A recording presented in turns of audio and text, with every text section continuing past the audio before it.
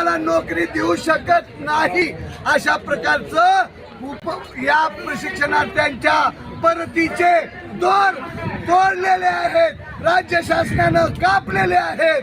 म्हणून या होळीची आपलं GRचं आझाद मैदानात होळी करणं गुन्हा आहे म्हणून पोलीस प्रशासन आम्हाला ती होळी करू देत नाही.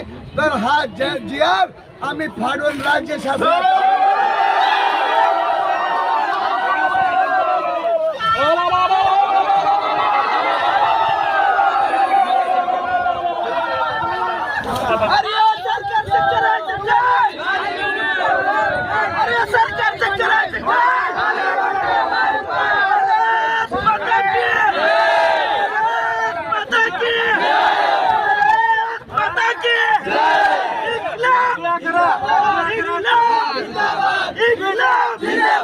गव्हर्नमेंटने पुकळी करा, टाकून घ्या, पुकळी करा, टाकून घ्या.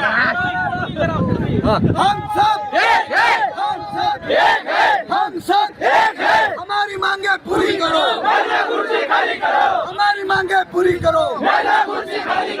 TV9 पण इथे आलेला आहे. TV9 वर शांती घ्या. चल बोल बोल.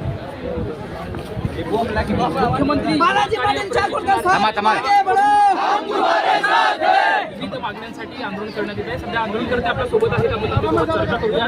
नक्की काय मागणी आहे? या मागणीसाठी गेली 9 दिवसापासून तुम्ही या ठिकाणी आंदोलन करताय. आमची मागणी एकच आहे, मुख्यमंत्री युवा कार्य प्रशिक्षणार्थ्यांचा 6 महिन्याचा कार्यकाळ प्रशिक्षणाचा संपूर्ण पूर्ण झालेला आहे. या 6 महिन्याच्या कार्यकाळामध्ये या प्रशिक्षणार्थ्यांनी सर्व आस्थापनामध्ये एकदम उत्तम काम केलेलं आहे. आता ह्या 6 महिन्यानंतर पुढे काय हा प्रश्न या सर्व महाराष्ट्रातल्या तरुणांना भेडसावतोय. म्हणून राज्य सरकारला आम्ही 9 दिवसापासून विनंती करतोय की आपल्या या मुख्यमंत्री युवा कार्य प्रशिक्षणार्थ्यांना तुम्ही आता 11 महिन्याची मुदतवाढ द्या आणि कायमस्वरूपी रोजगार द्या आणि मानधनामध्ये 25,000 रुपयाची वाढ करा. शासकीय निमशासकीय सेवेमध्ये 10% आरक्षण द्या आणि टप्प्याटप्प्यानं समायोजन करा. या मागणी करता आम्ही 9 दिवस झाला या आझाद मैदानावर ठिय्या मांडलाय. हजारो, काल 5 ते 10,000 प्रशिक्षणार्थी मैदानावर होते. काल मुंडन आंदोलन केले, आज GRची होळी केली आहे. उद्या सागर बगलेला आम्ही घेराव घालतोय आणि 17 तारखेला मंत्रालयावर आम्ही कूच करणार आहोत आणि मंत्रालयाला घेराव घालणार आहोत.